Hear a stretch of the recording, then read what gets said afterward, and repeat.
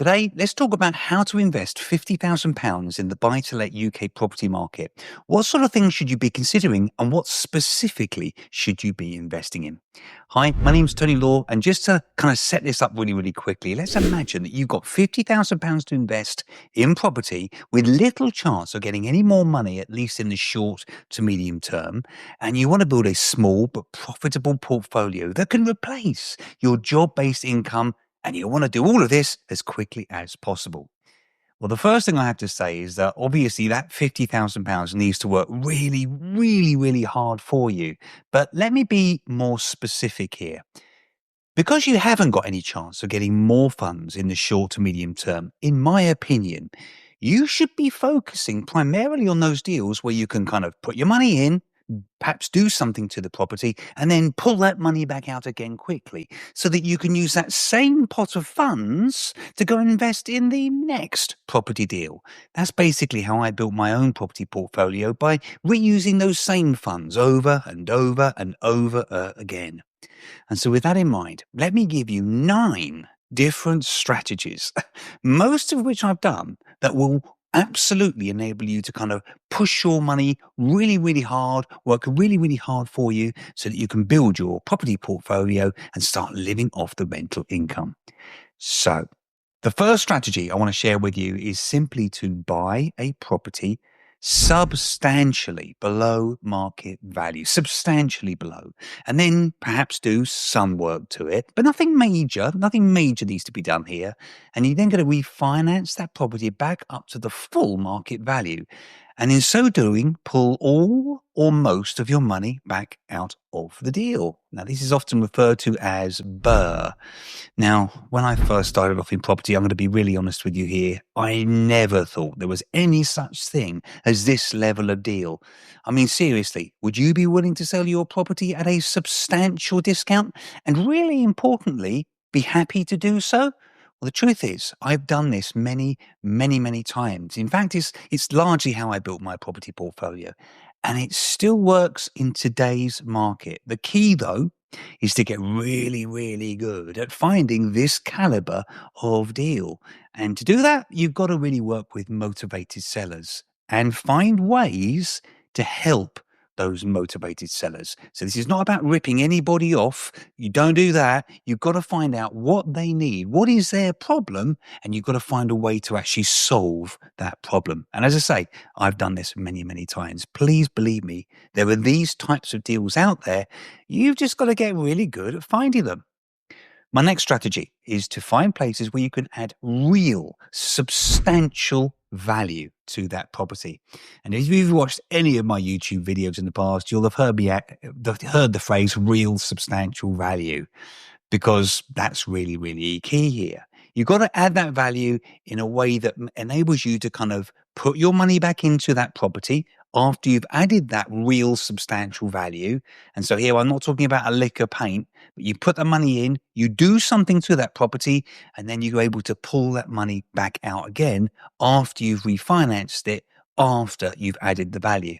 So for example, maybe you go for planning to build a house in the garden. I've done that. Doesn't necessarily mean that you need to build it. You just get the planning, and the planning alone will add substantial value to that property. And as I say, I've done this. Or maybe you reconfigure the internal layout of the property and get an extra bedroom or 2 in. With some types of properties, getting that extra bedroom in adds massive, substantial value. Or maybe you do a kind of loft or a garage conversion, or you convert the house into 2 flats, or you convert the house into 2 houses, for example. My point being, you are adding real value. And once the work is then complete, you refinance or pull most or all of your money back out of the deal. So once again, you can use that same pot of money to go and invest in the next deal. My next one is, of course, rent to rent, which I know you would have heard of before. Now, the truth with rent to rent, this can absolutely replace your day job really quickly. And to give you some idea, if you've got £50,000 to invest, imagine that the average rent to rent might cost you, say, £5,000 to £10,000 to kind of set up, very broadly speaking, because you're going to have some costs, aren't you? There might be some decorating. There's probably going to be some furniture. There might be some white goods, etc. Well, that means that you can kind of get 5 to 10 of these properties, can't you, with your £50,000? And if each one of them is going to give you maybe a cash flow of, say, £500 each, or maybe as much as £1,000 each per month, well, let's be really honest here. That's way more than the average UK income, isn't it? But a caveat, rent to rent, I've already mentioned it on my channel. I do have some concerns over legislation, depending on when you're watching this video, that may have come in that might actually really stomp on that. So you want to do full due diligence before you enter into any kind of rent to rent deal. Next, perhaps you buy a flat or a house and you run this as a serviced accommodation setup, because £50,000 is actually more than enough to get you maybe 1 or even 2 deposits on flats in some areas, maybe a house in some area. Honestly, the return on serviced accommodation in the right area where there's sufficient demand can be absolutely huge. Also, if it's outside of where you live, could you maybe use this as an occasional kind of holiday home to kind of escape to yourself? By the way, if you find this video in any way helpful, it would just be awesome if you could click on that like button, please, because it really helps our channel, if that's okay. Next, you could maybe buy a smaller HMO. Sometimes we refer to these as mini-mos. So maybe we're looking at a place to say a 3-bedroom property, or maybe a 4-bedroom place. Now, obviously, where you're wanting to invest will have a huge impact on what you can actually afford with your £50,000 deposit. But in some areas, you can still get a profitable HMO, making a really good cash flow, and that's starting off with that investment of £50,000. But you've got to make sure that demand is huge in the area that you're looking to invest, because I'm going to be really honest here. In some parts of the country, there is a real oversaturation of rooms. So I think the first thing you need to do is to kind of go on to Spare Room in the area that you're looking to invest and look at how many rooms are actually available to rent and how many people are looking for rooms in that specific area. And that will tell you straight away if there's sufficient demand. Next, could you use property options to control a property or 2 or 3 rather than simply buying them? Honestly, in the current market, options really is a powerful tool that I think you should be using whenever you find a place where you can potentially add massive value. There's that phrase again, by getting some kind of planning gain. That's how I see property options as being that incredible tool. For example, building in the garden. I've already mentioned it, haven't I?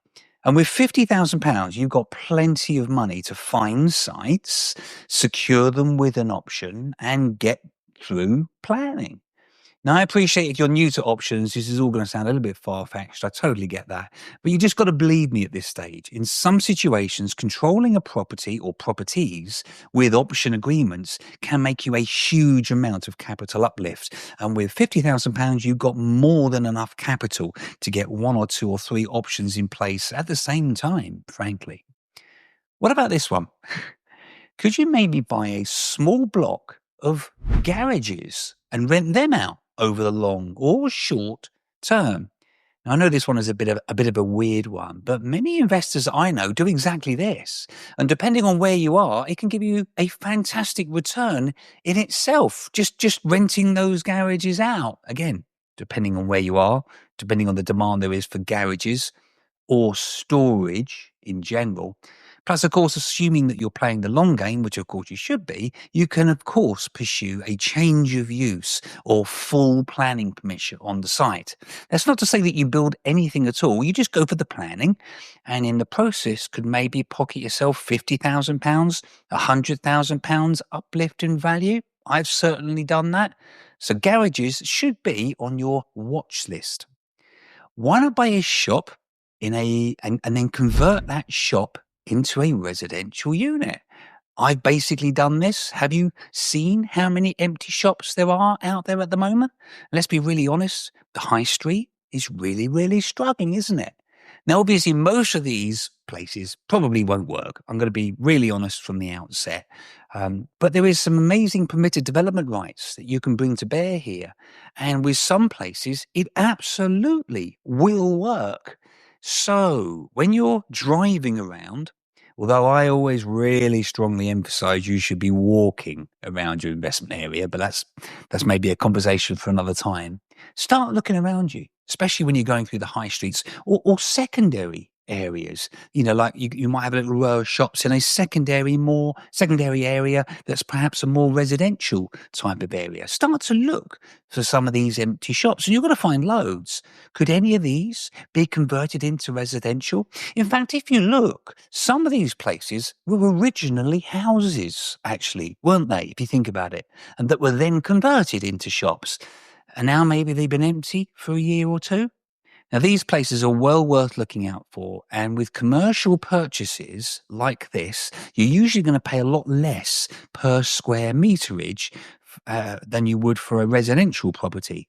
And so for your £50,000 investment, you're going to get a lot more square meterage. Plus, there are some really big tax advantages that might work in your favour. In fact, they will work in your favour. But obviously speak to a tax advisor or your accountant regarding these. So next, could you buy somewhere and live in it?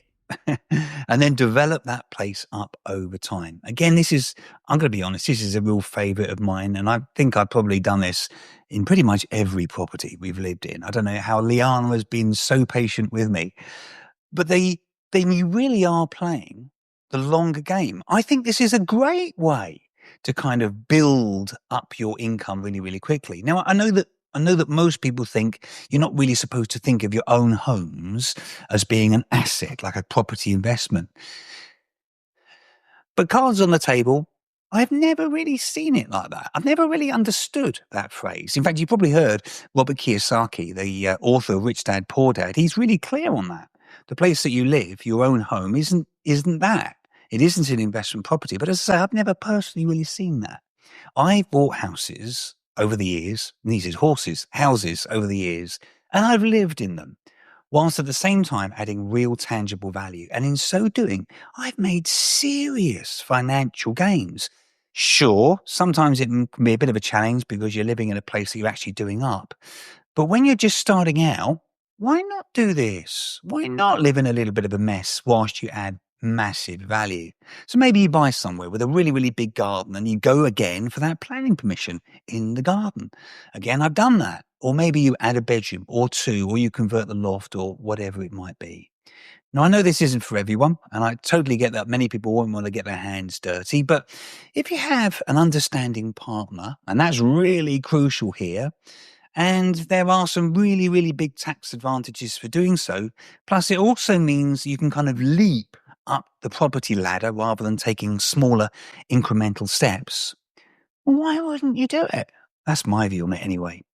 Honestly, £50,000 is more than enough to get you going, in my opinion. But you've got to invest that money smartly because you're not going to get any more. That's what I'm assuming in this situation. You're not going to get any more money. You've got this one lump of really important money, and you just got to make it work. Blooming hard, frankly. The last thing you want to do is to kind of like make a mistake here. You need to be looking for places where you're going to get really, really good cash flow, and you can put your money in and you can pull it out again really quickly. The last thing you should be doing is buying places that give you a pretty rubbish cash flow, and it ties up your money for years and years and years and years and years without a way of getting it back out. That's not smart investing. Anyway, I really hope you found this video helpful. If you did, please be sure to subscribe, and that way you won't miss out on any future videos that will be coming your way. Plus, maybe check this 51-point checklist out, because honestly, this is going to give you a full and detailed list of everything you need to do before buying that next or first investment property. Thanks so much for watching. I really hope you found this video helpful, and I look forward to seeing you in the next one.